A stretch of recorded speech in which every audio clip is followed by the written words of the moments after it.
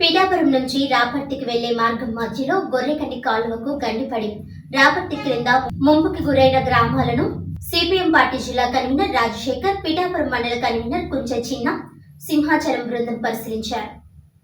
ఈ సందర్భంగా వారు మాట్లాడుతూ ఏలేరు రిజర్వ్ కాలువ నుంచి ఇంకా నీరు విడుదల అవుతుందని, ఈ వరద ప్రవాహం వల్ల ప్రజలకు, పశువులకు ఆస్తికి నష్టం వాటిల్లకుండా ప్రభుత్వం ఎక్కడికక్కడ చర్యలు చేపట్టాలని కోరారు. చిన్న కాలువ నుంచి పెద్ద కాలువలు దాకా ఎక్కడికక్కడ ఆక్రమణలకు గురవుతున్నాయని, కాస్త నీరు వస్తే కిందికి వెళ్లేలాగా ప్రభుత్వం చర్యలు తీసుకోవాలని కోరారు.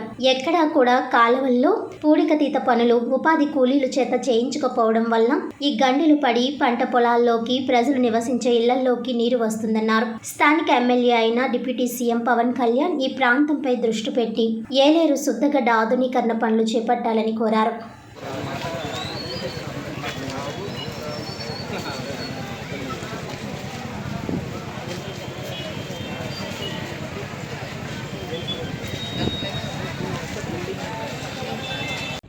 ఏలేరు అకాల వరదలతో ఈరోజు జిల్లా ప్రజానీకం అతలాకుతలం అయ్యింది. కాకినాడ జిల్లాలో 21 మండలాలు ఉంటే 8 మండలాల్లో ఏలేరు ముంపు అనేది చాలా స్పష్టంగా కనిపిస్తుంది. దీనికి ప్రధాన కారణం ఏలేరు ఆధునీకరణ చేపట్టకపోవడం. గత సంవత్సరాల నుంచి ప్రభుత్వాలు మారుతున్నా కూడా ఏలేరు ఆధునీకరణ అనేది గుట్టదాఖలైపోయింది. గతంలో ప్రభుత్వాలు నిధులు కేటాయించారు, కానీ పూర్తి స్థాయిలో పనులు జరగకపోవడం అనేది ప్రధానంగా.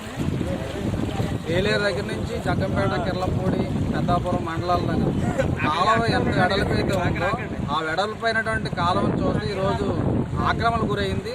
కాలువలో చాలా దగ్గరికి చేర్చేశారు. దీనివల్ల ఈరోజు వరద అనేది, ఏలేరు వరద అనేది ప్రతి సంవత్సరం వస్తూనే ఉంటుంది, కానీ ఈ స్థాయిలో రాలేదు. ఈ వరద వచ్చే క్రమంలో కాలువలు ఫ్లోకి పూర్తిగా అనుకూలంగా ఉంటే వాటర్ వెళ్ళిపోయేది, కానీ ఈరోజు ఆక్రమణ గురి కావడం వల్ల దాన్ని దిశ మార్చుకుని కాలువగట్లని కొట్టేసినటువంటి పరిస్థితి.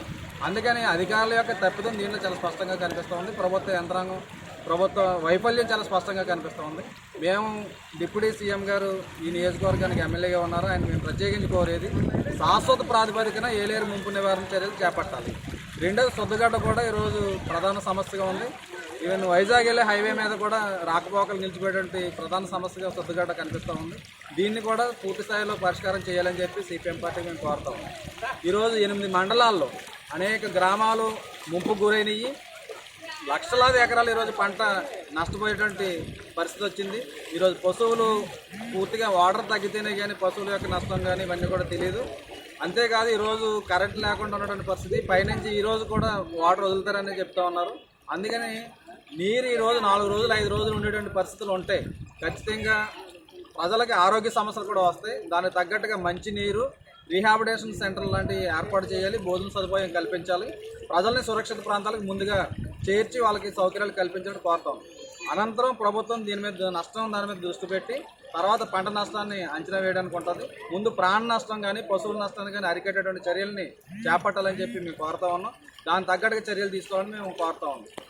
రెండవది, ఈరోజు విజయవాడ వరదలు ప్రభావం కానీ ఇప్పుడు చెప్తా ఉన్నారు బుడమేరు ఆక్రమణ గురైంది, దాని మీద మేము పూర్తిస్థాయి ప్రక్షాళన చేస్తాం. ఇప్పుడు ఏలేరు కూడా అదే స్థాయిలో ఈరోజు రాష్ట్ర ప్రభుత్వం బాధ్యత తీసుకోవాలి, ప్రక్షాళనకి నడుం బిగించాలి. ఆ స్థాయిలో ఏలేరు ఆధునీకరణ చేపట్టాలి, అలాగే శుద్ధగడ్డ కూడా ఆధునీకరణ చేపట్టాలని చెప్పి సిపిఎం పార్టీగా కోరుతా ఉన్నాం. కేవలం మేము మాటలే కాదు, గత 3 సంవత్సరాల క్రితం ఒక యాత్ర చేసి ఈ ఆధునీకరణ చేపట్టాలని చెప్పి ఏలేరు ఏదైతే పిఠాపురం దగ్గర ఉన్న ఆఫీస్ ఉందో అక్కడ కూడా మేము ధర్నా నిర్వహించి మెమోరాండాలు కూడా ఇచ్చాం, కలెక్టర్ గారికి మెమోరాండాలు ఇచ్చాం. కానీ ప్రభుత్వం యొక్క నిర్లక్ష్యం, దాని ప్రాధాన్యత లేకపోవడమే ఈరోజు ఏలేరు ఆధునీకరణ చేపట్టకపోవడానికి ప్రధాన కారణమైంది.